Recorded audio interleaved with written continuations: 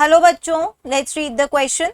So the question over here says biogeochemical cycles are of two types. ठीक है, biogeochemical cycles जो होती है वो दो तरीके की होती है, gaseous cycles and sedimentary cycles. तो ये हमें स्टेटमेंट दे रखा है कि बायोजियोकेमिकल साइकिल्स दो टाइप की हैं, गेशियस और सेडिमेंट्री टाइप की. हमें बताना है कि क्या ये स्टेटमेंट ट्रू है या ये स्टेटमेंट फॉल्स है. सबसे पहले इस क्वेश्चन का की कंसेप्ट देखते हैं. की कंसेप्ट ये है कि आखिर हम बायोजियोकेमिकल साइकिल कहते किसको है. तो बायोजियोकेमिकल साइकिल नाम से ही पता चल रहा है.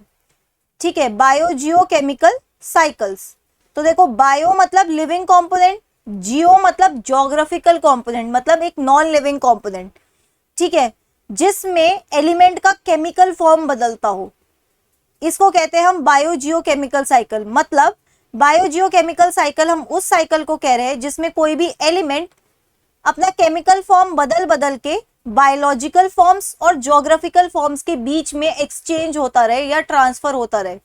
ठीक है, so biogeochemical cycle is a pathway, is a cyclic pathway of transfer, is a cyclic pathway, is a cyclic pathway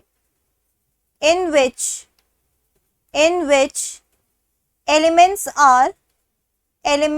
are transferred, in which elements are transferred between biotic and abiotic components, between biotic and abiotic components. Biotic components मतलब क्या होता है, living component.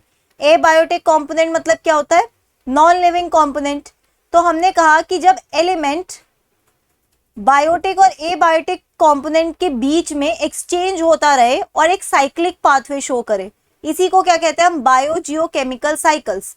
ठीक है, अब ये जो biogeochemical cycles होती है बच्चों, they are of two types, they are of two types.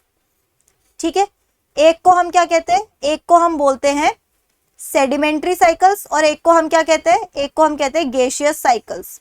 Okay, एक हो जाएगी हमारी गेशियस साइकिल्स और दूसरी क्या हो जाएगी हमारी, दूसरी हो जाएगी हमारी यहां पर sedimentary cycles, sedimentary cycles. Okay, अब दोनों में फर्क क्या है, दोनों में फर्क ये है कि जिस एलिमेंट की साइक्लिंग हो रही है उसका रिजर्वॉयर कहां प्रेजेंट है. रिजर्वॉयर मतलब जहां पे वो एलिमेंट मैक्सिमम अमाउंट में मिलता है और स्टोर्ड होता है. ओके, तो गेशियस साइकिल में reservoir of element, reservoir of element is the atmosphere. ठीक है, एटमॉस्फेयर मतलब एयर. ठीक है, मतलब एयर में इसका, जिस भी एलिमेंट की हम साइक्लिंग पढ़ रहे हैं उस एलिमेंट का एटमॉस्फेयर में रिजर्वॉयर है, मतलब वो एटमॉस्फेयर में स्टोर्ड होता है, मैक्सिमम अमाउंट में मिलता है. इसका एग्जाम्पल क्या ले सकते हैं हम, इसके एग्जाम्पल में हम लिख सकते हैं नाइट्रोजन साइकिल, नाइट्रोजन साइकिल. ठीक है, दूसरी टाइप ऑफ बायोजियोकेमिकल साइकिल जो हमने मेंशन की है that is sedimentary cycle. Sedimentary cycle मतलब आप बोल सकते हो जिनमें reservoir, reservoir of element, reservoir of element is the lithosphere, lithosphere. ठीक है, लिथोस्फीयर. अब लिथोस्फीयर में जो जो एलिमेंट्स स्टोर्ड होते हैं या मैक्सिमम अमाउंट में पाए जाते हैं उनकी साइक्लिंग को हम कहते हैं सेडिमेंट्री साइकिल. ठीक है, लिथोस्फीयर में प्रेजेंट होना मतलब अर्थ के अंदर प्रेजेंट होना. ओके, अब लिथोस्फीयर में जो प्रेजेंट होते हैं वो बेसिकली रॉक्स में स्टोर्ड होते हैं. जो एलिमेंट्स लिथोस्फीयर में अपना रिजर्वॉयर पाते हैं they are basically stored in the rocks. Okay, और इसका एग्जाम्पल क्या है, इसका एग्जाम्पल में आप लिख सकते हो कार्बन साइकिल, कार्बन साइकिल, क्योंकि कार्बन बेसिकली स्टोर्ड है रॉक्स में. ठीक है, ऑल्सो यहाँ गेशियस साइकिल में sometimes we also add water cycle.